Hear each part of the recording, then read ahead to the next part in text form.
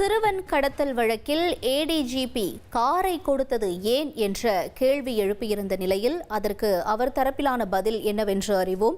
கூடுதல் விவரங்களை எமது செய்தியாளர் சாலமன் வழங்க கேட்கலாம். சாலமன் வணக்கம். இப்ப இந்த கேள்வி எழும்பி இருக்கக்கூடிய நிலையில திரு ஜெயராம் அவர்களுடைய தரப்பிலிருந்து என்ன சொல்லப்படுது, விளக்கம் என்ன, விவரங்களை பதிவு செய்யுங்க. திருவள்ளூரின் சிறுவன் கடத்த வழக்கானது தமிழகம் முழுவதுமே ஒரு அதிர்ச்சியை ஏற்படுத்தி இருக்கிறது.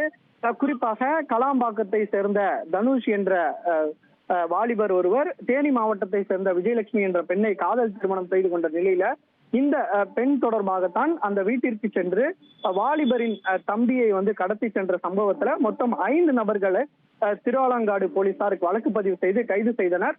இந்த வழக்குல முக்கிய நபராக பார்க்கப்பட்ட முன்னாள் போலீஸ் அதிகாரி மகேஸ்வரி உட்பட 5 நபர்கள் கைது செய்யப்பட்டனர். இவரிடம் நடத்தப்பட்ட விசாரணையில பூவை ஜெகன்மூர்த்தி, அதாவது புரட்சி பாரதம் கட்சியினோட தலைவர் பூவை ஜெகன்மூர்த்தி மற்றும் அந்த IPS அதிகாரியான ஜெயராம் ஆகியோருக்கு தொடர்பு இருப்பதாக போலீசார் தரப்புல தகவல் தெரிவிக்கப்பட்ட நிலையில இருவரிடமும் போலீசார் தனித்தனியாக விசாரணை நடத்தி அவர்களது வாக்குமூலத்தை பதிவு செய்தனர். குறிப்பாக இந்த கடத்தப்பட்ட நபர்கள் ADGP ஜெயராமோட அரசு வாகனத்தை தான் எடுத்து சென்றிருப்பதாக வாக்குமூலத்துல தெரிவிக்கப்பட்ட நிலையில எதற்காக அவர் இந்த வாகனத்தை கொடுத்தார் என்பது தொடர்பாக அவரிடம் நடத்தப்பட்ட விசாரணையில ஒரு தகவலானது வெளியாகி இருக்கிறது.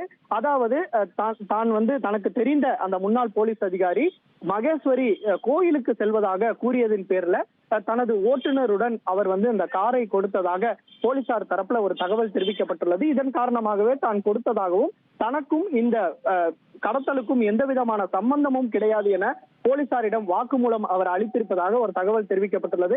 இந்த வழக்கானது தற்போது மேல்முறையீடுக்கு சென்று தற்போது உச்சநீதிமன்றம் CBCID விசாரிக்கும் என தெரிவிக்கப்பட்டுள்ள நிலையில இந்த முன்னாள் போலீஸ் அதிகாரி மகேஸ்வரி யார் என்பது தொடர்பாகவும் அவரது சொத்துக்களை பறிமுதல் செய்யக்கூடிய பணியிலும் போலீசார் ஈடுபட திட்டமிட்டிருப்பதாக ஒரு தகவல் தெரிவிக்கப்பட்டுள்ளது. இந்த மகேஸ்வரி என்பவர் மதுரையை சேர்ந்தவர் என்பதும் இவர் கொடைக்கானல் பகுதியில தொண்டு நிறுவனம் நடத்தி வருவதாக கூறப்படுகிறது.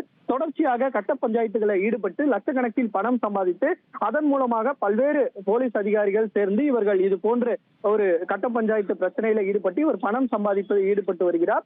அதனால இவர் இந்த சட்டவிரோத கும்பலுடன் சேர்ந்து தான் இந்த கடத்தலுக்கு ஈடுபட்டிருப்பது தெரிய வந்ததை அடுத்து அவரது எந்த சட்டவிரோதமாக சேர்த்த சொத்துக்கள் என்னென்ன என்பது தொடர்பான விவரங்களை சேகரித்து அதனை முடக்கக்கூடிய பணியில தற்போது போலீசார் ஈடுபட்டிருப்பதாக ஒரு தகவல் தெரிவிக்கப்பட்டுள்ளது. விவரங்களுக்கு நன்றி சாலமன்.